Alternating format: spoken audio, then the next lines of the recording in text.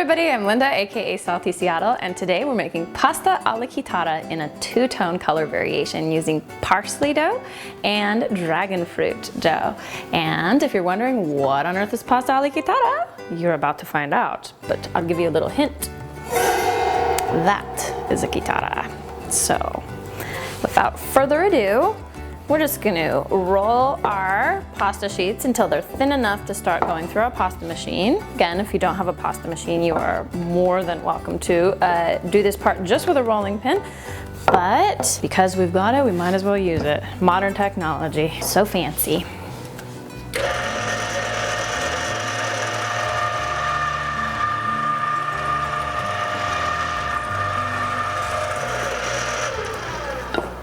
So I've sheeted my pasta through the machine as well as folded it back onto itself a couple of times to build strength in the dough. And my goal here with any kind of a two-tone color variation with pasta is to just make sure that I sheet both of my different colors of pasta to just about the same size. So that looks like that's gonna match up pretty well. And you can probably guess how this is done. It's fairly logical, but when you want to do two colors back to back, you just lay one color over the other color. It's as simple as that. Sometimes I like to use my pen to just make sure that they're kind of cursorily attached to each other before I run it back through the pasta machine.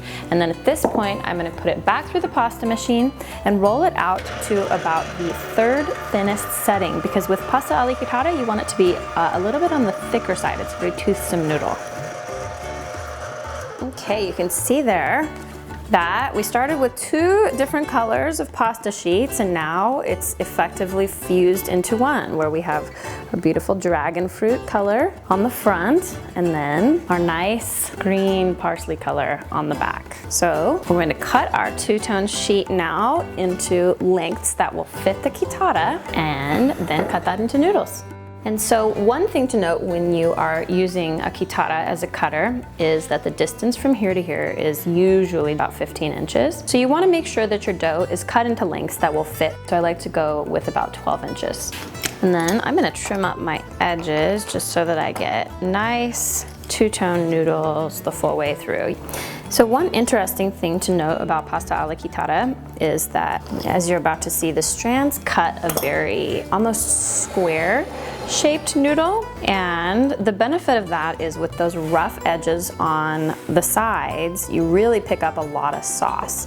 And for that reason, you don't want a sheet chitarra to be particularly thin, because you do want to pick up on the fact that there is a little bit of dimension to all four sides of that noodle. So now I'm just using my rolling pin to roll across the strings of the chitarra, like so. And initially, I use my rolling pin just like a rolling pin, just like so. But eventually, after the pasta has made its way partway through the strings, I will actually use my rolling pin as kind of a slide and slide against the dough. And that just helps the strands of noodles to make their way all the way through. So you do that partially with the rolling pin. And then once you can see pretty much all of the strands of the chitarra through the noodle, you can start to strum your guitar to get those final strands all the way out and down. If anything's having trouble just sticking a little bit, no problem. Just go back to your rolling pin and do your slide technique across. And that should result in every strand coming through nicely. And you get a little bit of a musical interlude as well. Then this pasta is perfect for nesting. It doesn't need to be hung on a drying rack. In order to make nests, I like to put the pasta on my index finger, like so, and then kind of form a little twist like that, and then just pocket that into a perfect little nest. So there you have pasta alla Chitarra. I think there's something very zen and almost therapeutic about making it yourself, and yet it's super easy as well. I would love for you to join me on all forms of social media. My name is Salty Seattle across Instagram, Facebook, and YouTube. See you next time.